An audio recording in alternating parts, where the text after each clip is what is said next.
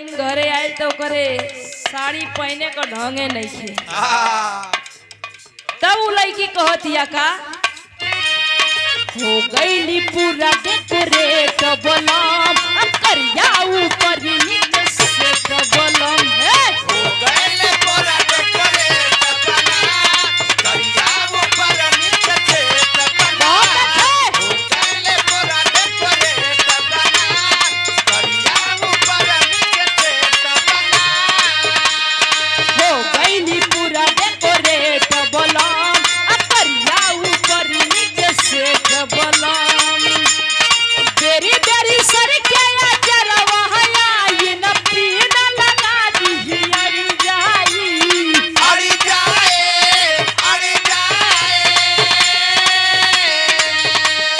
बेरी बेरी सर के जरवा हया न पीन लगा दी अरी जाई अड़ी जाए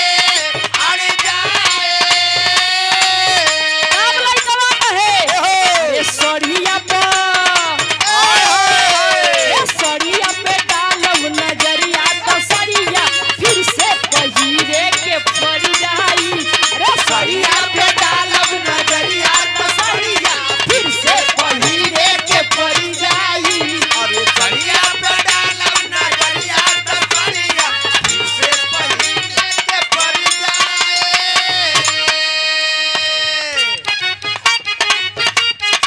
बहुत अच्छे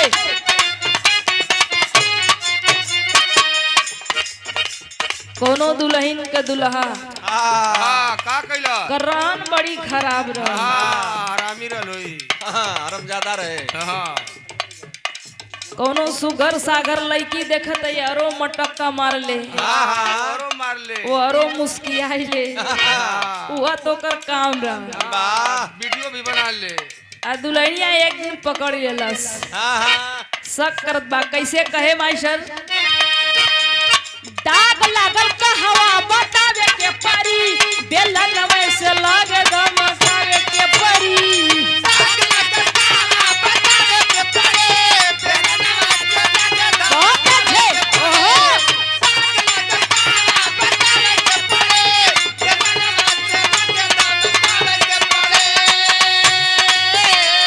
दुल्हनिया काठी के रे कुल कहां से लिपस्टिक उपिस्टिक लगल हो हां पोत ले ले ऊ कहां से आवत हुआ दुल्हन लगल शक करे कहत दिया का अरे दाग लागल कहवा बतावे के परी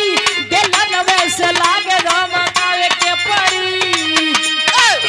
नहीं बना तू इतना बेचारा बलम हो बेचारा बलम नहीं बना तू इतना बेचारा बलम हो बेचारा बलम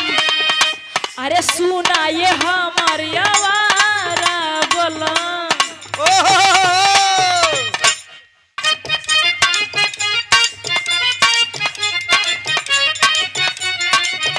नहीं बहना तू इतना बेचारा बलम हो बेचारा बलम नहीं बहना तू इतना बेचारा बलम हो बेचारा बलम अरे सुना ये हमारी आवारा बलम ना तू क्रिया न मिलबा दोबारा बलम क्या बात है